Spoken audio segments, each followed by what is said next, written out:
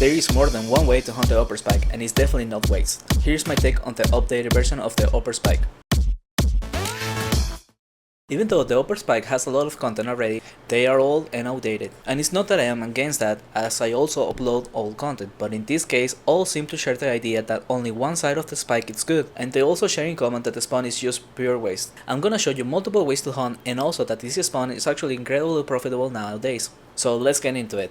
Starting from the basic, to get to this spawn you gotta travel to Castle Dune by carpet and grab a ticket from the NPC to use the wagons. Then head to the one that says temple and follow this path. Step on this tile and that's it, you're here.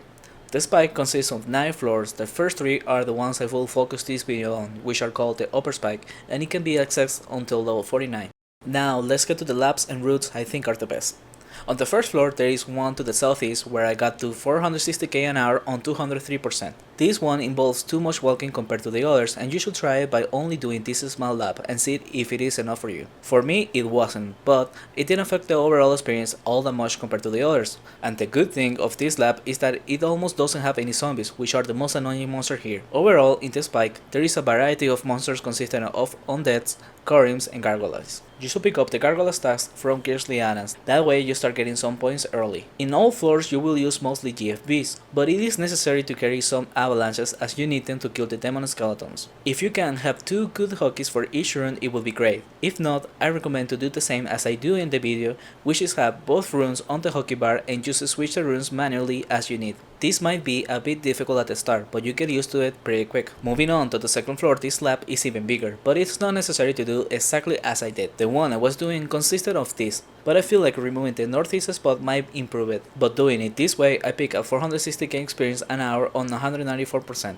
Also on the second floor, this area is good as well, but in my opinion it's a bit harder than the others and especially annoying since it has a lot of zombies. In here I only got up to 450k on 188%, and compared to the others I looted the least amount of emerald mining fluids, which is where the profit comes from, and the reason that this is no longer a wasteful spawn. The flasks of emerald mining fluids are dropped by mummies, which there is a lot of in the spike. These are used for the death protection imbuement, a very useful imbuement in almost any server because of PvP reasons, and nowadays there has been a rise of spawns where death protection is helpful. I didn't add these on the analyzer because I feel the prices of Noctera might have been too high compared to other servers. In here they were selling for 4k each up to 7k at some point. So the amount of profit you can make will depend on the price of your server, but to the very least you should cover your supplies. I was on average looting 10 or more per hunt. The northern area of the second floor was the worst out of all, where I couldn't even break the 400k an hour. Coming next is the third floor, which has 4 different labs you can do. The worst one is the north part, which consists of a line back and forth, where I picked experience at 410k, making it the worst on the third floor. And by the way, for your hunts to be more efficient, you gotta hunt without mana shield, which is harder than it seems, so be very careful about it. For equipment, you want to prioritize speed, so you need for sure a boots of haste, as well as use the haste spell every time. Also I recommend a demon shield and a focus cape. If you have a hat of the mage, use it, but the idea is to have as much cap for supplies as you can. And since you can and shouldn't be trying to tank monsters, you don't need to carry full equipment. Supplies depends on your current level and cap, so I recommend to start off with 200 GFBs and 80 avalanches, rest on potions and then decide for yourself after that. Another route is to the southeast where I pick up 470k experience at 165%. This one has more goals than the others, which helps to finish the charm a bit,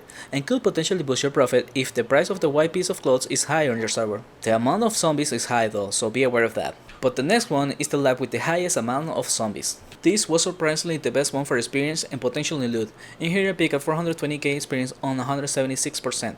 In the video I recorded, didn't get to profit because I only looted 2 fluids, however, due to the amount of mummies I killed, which is almost the same as the others, I think it was just bad luck. There is definitely enough mummies in this lab to get good profit. Lastly, the final lab and the most popular, the Corim section. This consists of the northeast area. In here, the best I could do was 430k an hour on 160%. This is where if you only stick to the Corims you will waste a lot, since they don't drop anything valuable for now. But since there is a decent amount of mummies at the entrance and I was clearing that as well, I was able to get some fluids, making it not so much waste, but still the experience wasn't the best. Also, it is a bit more risky than the others, since the skirmishers have a range attack and they hit like a truck if you get close. I did get a lot of current kills in just 20 minutes though, so for charming purposes it's great. but honestly I would rather get better profit on any of the other routes as well as get better experience in most of them. Before I end the video, I want to point out that even though I am using a sorcerer, I try my best to keep it as neutral as possible. What I mean is that I try to not use exclusive sorcerer spells, since I want this video to be for both druids and sorcerers alike. Consider this a base of what you can get yourself. And yes, my magic level is kinda high for my level, because I offlane trained that character a little bit, but the main idea of this video was to show you how the other labs and routes compare to each other. And if I get more experience in one than the other, it means you should as well. So give it a chance and let me know. If you want to support the channel, you could send me a donation in Tibia coins to Goody Donation, and it will be greatly appreciated and used to make more content quicker. Thank you for watching and see you next time.